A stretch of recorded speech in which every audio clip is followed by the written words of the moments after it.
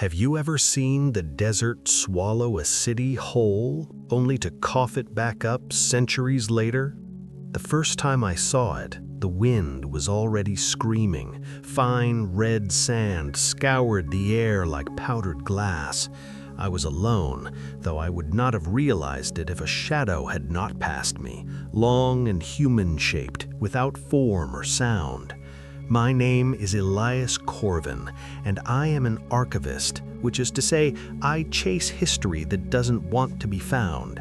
That day, I was following a rumor, a map inked on fragile parchment that led to a city supposedly buried in the heart of the Karaz Desert. No one knew its name, or rather, everyone had forgotten it. Travelers spoke of it as the Hourglass City, because they claimed time bent there, years condensed into moments, memories replayed like broken films, lives beginning and ending while the sun barely moved across the sky. I arrived as the sun sank behind the horizon, painting the sand in bled orange and bruised purple. The first buildings appeared like mirages, tall spires cracked and leaning, towers that seemed to breathe with the wind. The streets were paved in a black stone that shone wet even though the air was bone dry. But no birds sang and no insects stirred. It was alive and dead at once. I wandered among the ruins, my boots crunching over sand that had settled inside the streets like snow. The walls were etched with strange glyphs that shimmered faintly under my lantern. I knew enough of dead languages to recognize fragments, names of kings who had never ruled, wars that never happened, treaties signed with nations that did not exist. My pulse quickened. This city had a memory older than history itself.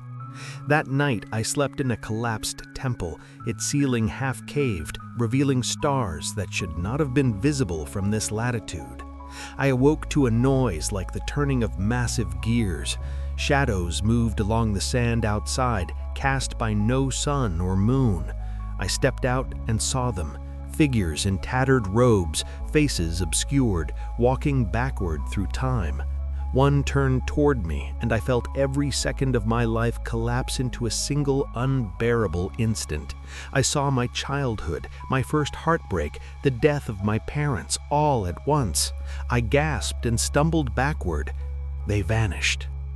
I thought I had imagined it, until I found a companion the next day.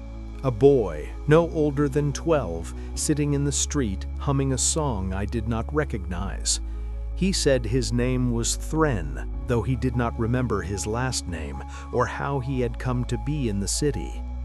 "It chooses you," he whispered. "The Hourglass City chooses who remembers and who forgets." As we explored together, the city became stranger. Streets looped upon themselves. I would follow a path for hours, only to return to the same fountain, where a statue of a weeping king held an hourglass, sand running upward.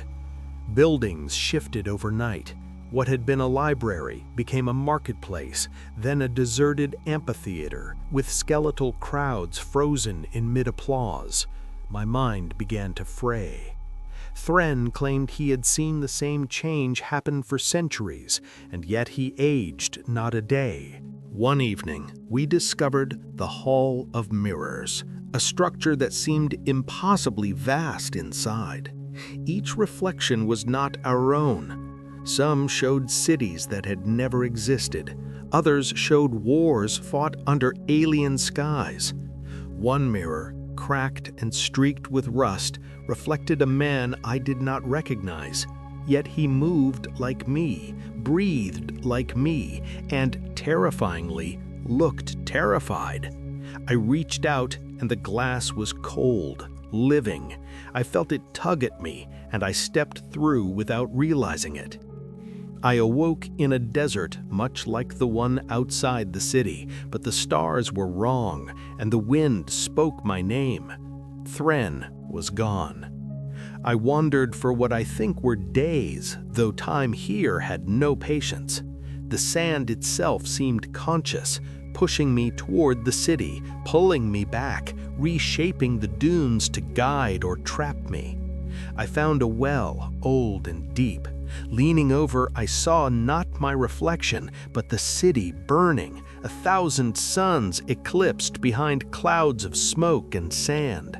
I heard a voice, or maybe a thought, whisper, "Some histories are cursed to repeat.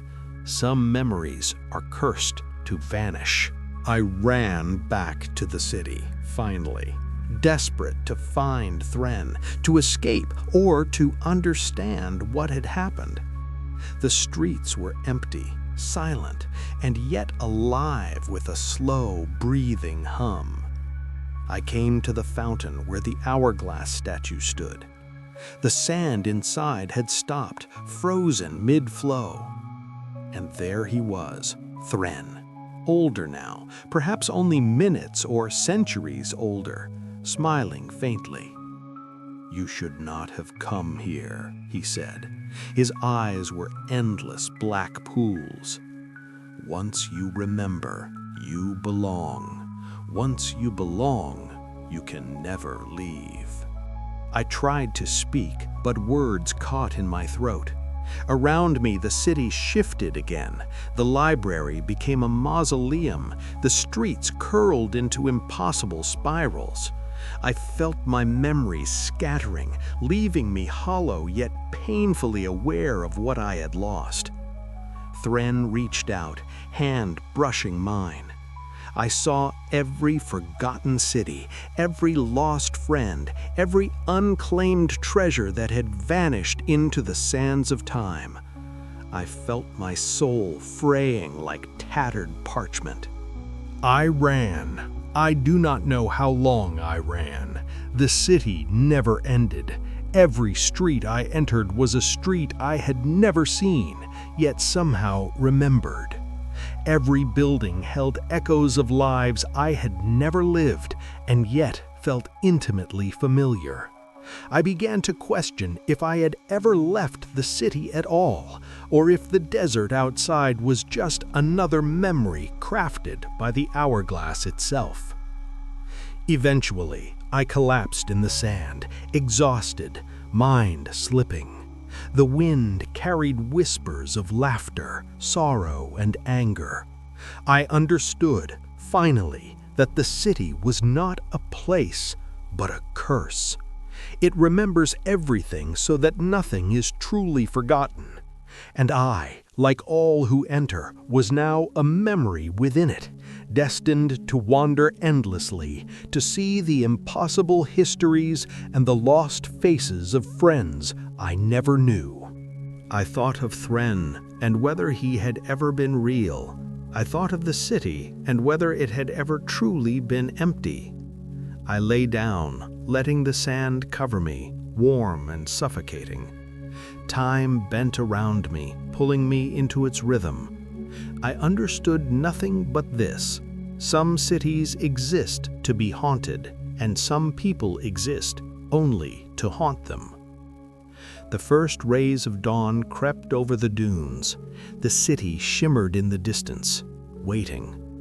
And I whispered into the wind, though I knew it was only my own voice, repeated endlessly, "Do not come here." This was Noctis Tale, where every night hides a new story.